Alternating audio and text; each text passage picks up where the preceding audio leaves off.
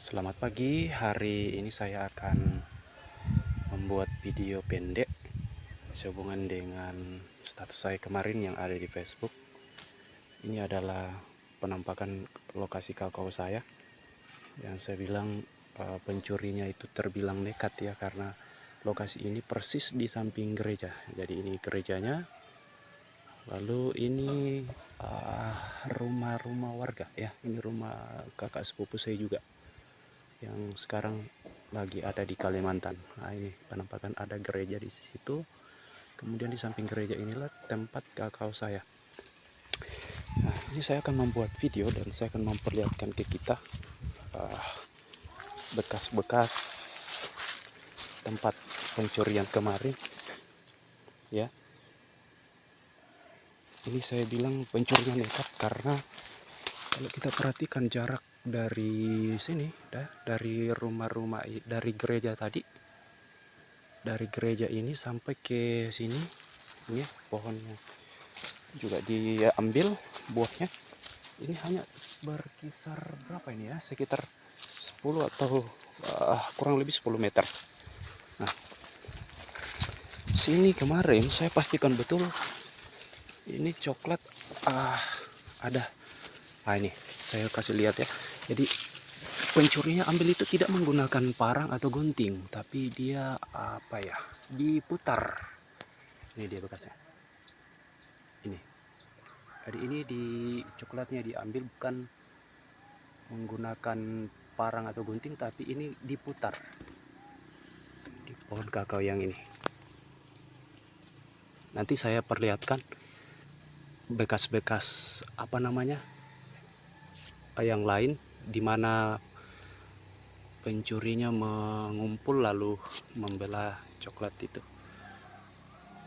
Nah, ini adalah pohon kedua. Kalau pohon yang tadi di sana ke pohon yang ini hanya sekitar 3,5 meter. Jadi jarak kakao saya ke tanam jaraknya 3,5 meter. Nah, di sini juga saya lihat ada bekas petik, tapi dia menggunakan ini entah parang atau gunting. Saya pastikan betul kemarin di sini ada coklat tua. Setelah saya periksa, coklatnya sudah tidak ada. Jadi ini pohon kedua dari samping rumah yang saya tunjukkan tadi. Ini hanya bersekitar 10-15 meter. Saya bilang pencurinya terbilang nekat. Nah, selanjutnya coba kita perhatikan di sana ada atap gereja masih sangat dekat. Kemudian saya tunjukkan pohon yang lain. Ini berapa pohon yang saya lihat kemarin. Sini ada ya, 2 sekarang sudah hilang. Nah, saya tidak tahu apakah, tapi kalau kita lihat bekas ini pencurinya menggunakan gunting atau parang ya. Tapi kalau saya lihat ini parang karena ini ada dia menggunakan parang, terus dia kena tangka-tangka ini. Gila memang pencurinya. Kemudian saya perhatikan kemarin kulit coklatnya itu di pohon ini ada juga yang hilang.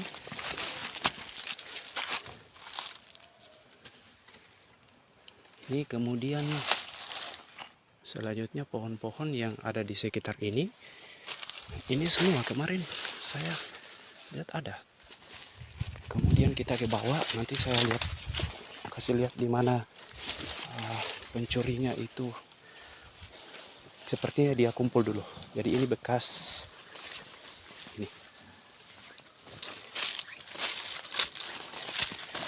ini bekas-bekas di mana coklat itu dikumpul sebelum dibelah. Ini ya, coba saya tunjukkan. Ini ada serpihan bekas-bekas kulit coklat yang kecil-kecil. Ini ya. Ini biasanya ini menandakan coklatnya dikumpul lalu dibelah.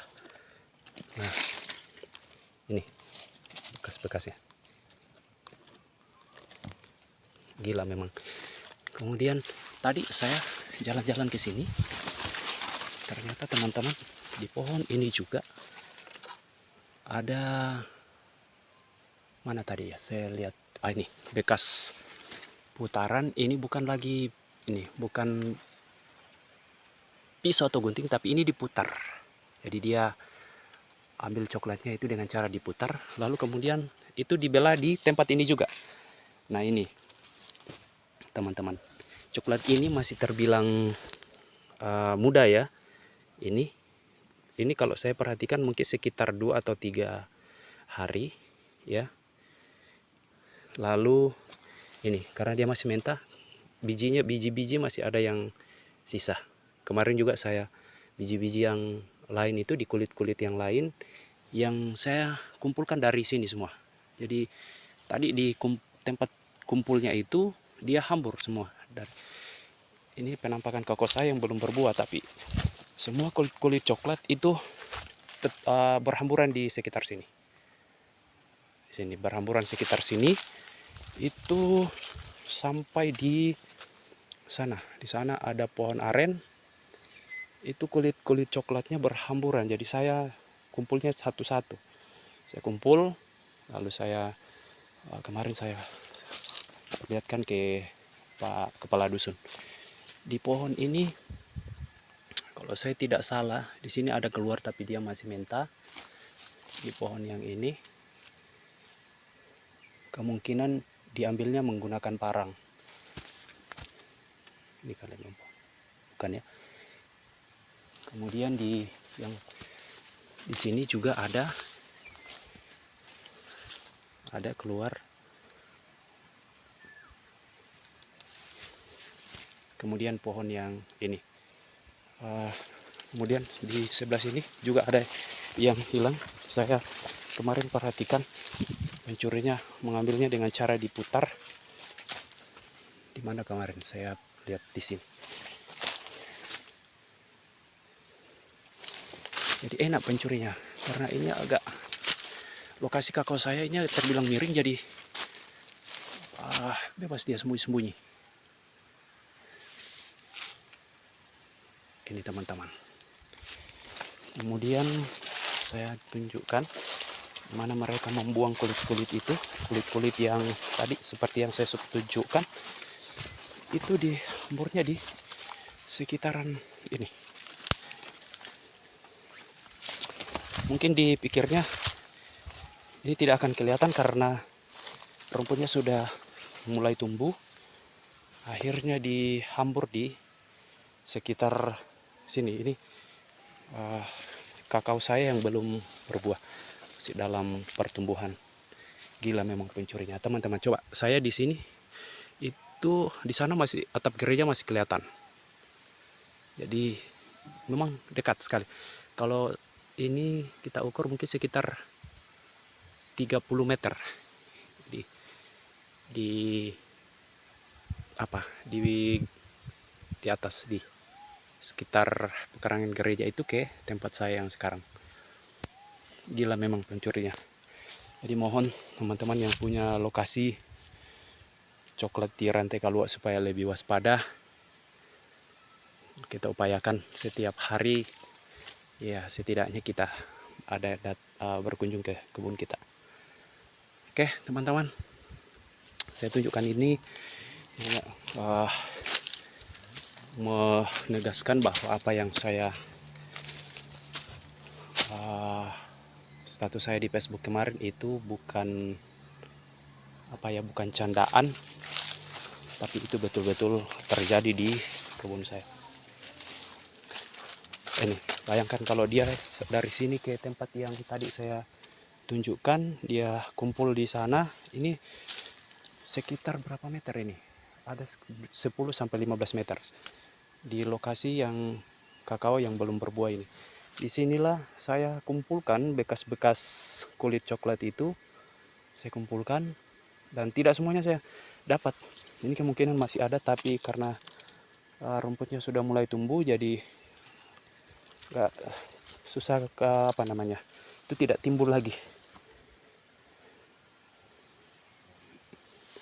Gila memang orang-orang itu ya, malas kerja, enak-enak, orang setengah mati kita kerja.